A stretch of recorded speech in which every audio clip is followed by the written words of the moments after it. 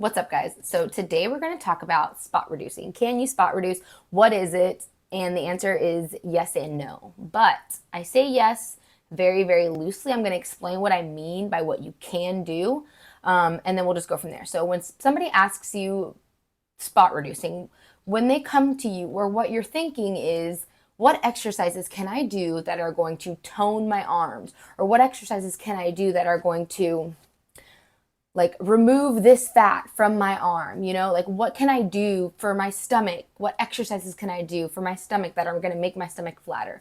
And the answer is no. You can't do any specific exercises that are going to make the fat, the actual tissue, disappear from a certain area. It's not possible, okay? And two, we need to understand that where we hold body fat and and how we build muscle, genetics has a lot to do with that, and your bone structure. So where you're gonna hold, that's just a genetic thing, and you can't choose. Like, somebody's gonna hold more body fat in their boobs and their butt. Good for you. And then other people are going to hold more body fat in their stomach and their arms. Like me, when I gain body fat, I hold it in my arms, like right here, and in my stomach. That's where I hold my body fat. It is what it is. What am I going to do? I just need to make the best of what my body and be my healthiest self with the body that I have. And also, don't use genetics as an excuse, like you can still do things, and I'm going to get into that in a minute. Okay, so I already talked about, genetics plays a huge role.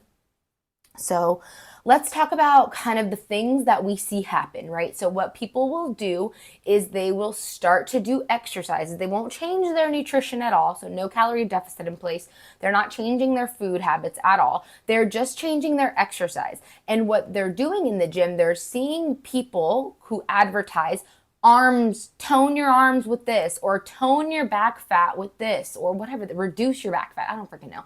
Or fupa be gone with this. What?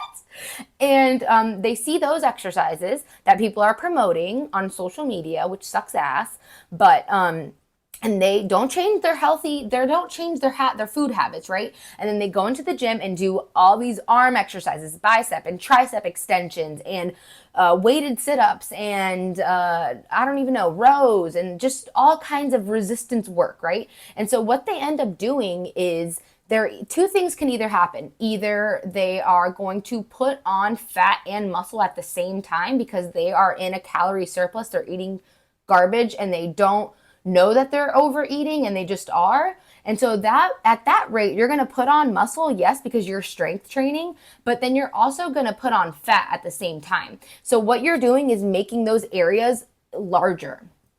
Or another thing that could happen is, let's say they're just eating in maintenance. So they're actually not putting on a lot of extra fat, which is great, but they are building muscle because they're doing the strength training, and they're building muscle underneath the fat that they have because they're not in a calorie deficit to reduce that fat. So they end up, again, making the area bigger because they are building muscle underneath the fat, right? So that's what's happening, guys. So let's play another scenario. So let's say, people decide, I'm not going to strength training. I'm just going to reduce my fat from my arms and my back by going into a calorie deficit. Cool. Well, number one, you will lose fat going into a calorie deficit, but you're not going to be able to choose where you lose that fat from. And chances are you're probably going to lose it in the areas that you don't want to, unless you're just super genetically blessed. And again, move it along, buddy. I'm just kidding. I'm just kidding. But, so again, you're probably not going to lose it in the areas that you want first. So, or if you stay in a calorie deficit long enough, then eventually, obviously, your body doesn't have any more fat to lose. So it's going to start losing it kind of everywhere, but you will still more than likely end up with this skinny fat look where most of your fat is lost from like your arms and your legs and your butt and your boobs, and you probably are still holding on to fat in your stomach, which is not what you want. that's not the look that most people that come to me are after. You know, whenever people say like I want to look toned and thinner or whatever, they're not talking about skinny fat. They're talking about little muscle, shaped shoulders, shaped arms, toned, you know? And that's the look that you're going to get if you only focus on the calorie deficit part of it and you do no strength training. You will end up getting this like skinny fat look appearance, which is still not healthy when we're talking about health and not aesthetics, because your body needs muscle mass for so many things, but that's not the point of this video. Okay, so I guess the question is, okay, cool. So you said it could work. So how do we do it?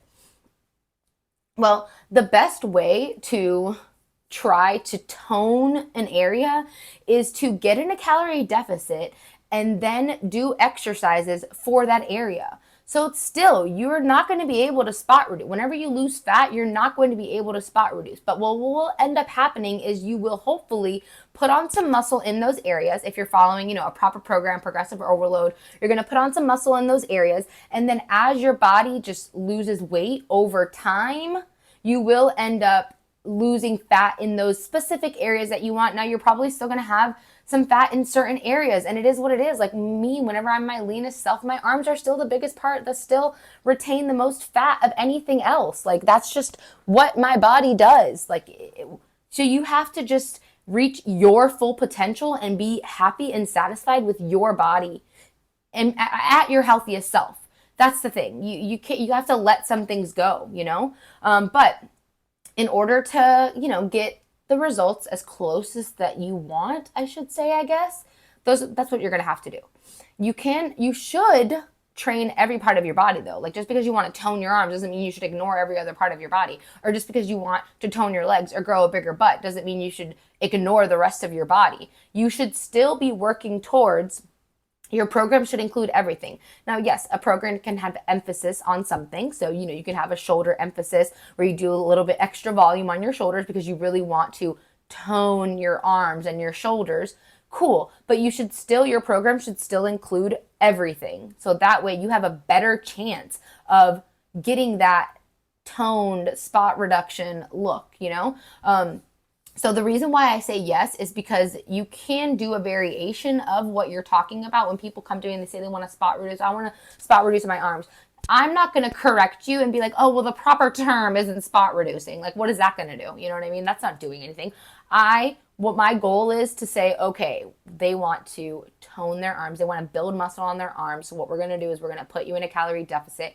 And like I'm behind the scenes, I'm doing what you need to do. But if you need to understand it as like spot reduction in the beginning, while we learn what's actually happened, then I don't really care. Eventually my goal is to teach you what's actually happening. You're actually in a calorie deficit. You're actually building some muscle on your arms, which is helping you have that toned spot reduced look, and then I just want to leave you with a little quote that I read from one of there was a analysis, like a meta-analysis study done on this spot reducing specifically, and it was proven not true. You can't do it. But I really loved just kind of the last bit, like the conclusion of it. And it said, the following concluding sentiment is worth quoting directly from the meta-analysis where it came from. And it said, the popular belief concerning spot reduction is probably derived from wishful thinking and convenient marketing strategies, such as influencers seeking increased popularity and procedure sellers interested in increasing advertisement. Sorry, I got jumbled up in my words, but that's literally where the word spot reducing came from, is people trying to sell you on your insecurities, like, why do you think there are so many people out there saying like, reduce your back fat, like with this exercise, because they're trying to sell you something, and that's just not the reality. And I'm not going to sell you on a dream or a wish. Like that's wild to me. But anyway, it's not the point. Or the biggest one is the fupa thing. That is terrible. Like you pry on people's insecurities and then make people pay $20 for your program. That obviously $20 isn't a lot to you, but when they're selling it to thousands of people, like it's just don't believe it, okay? Don't do your own research if you have to, but I already did the research for you and it can't work. And if you are trying to spot reduce or lose fat in one area, your best bet of doing that is going into an overall calorie deficit, losing fat from all over your body while at the same time doing a proper progressive overload program. And you can have an emphasis on problem areas that you want to focus on. Okay? Okay, I'm out. I don't know what that was. Wow, cool.